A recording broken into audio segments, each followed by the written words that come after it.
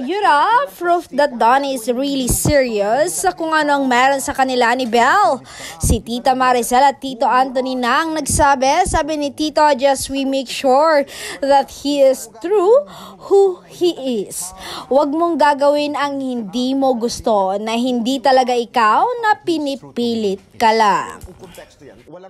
Ayon, supal-pal ngayon ng mga bashers, plastikan, at kung ayaw niya, hindi po si Donnie napipilit. Okay, matalino at may sarili siyang utak, kaya hindi siya nagpapadikta. Kaya ekes sa Don Bell ang fan service na pinupush ang mga syungang trolls. Alam niyo na ang tawag dyan, inggit.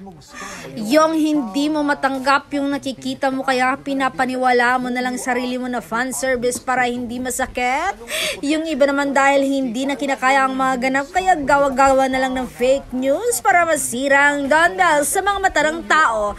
Desperate moves na, lol, nagagawa nga naman ng mga inggit. Inggit, piket. Anong context yan? Walang plastika. Ang gagawin hindi mo gusto na hindi talaga ikaw.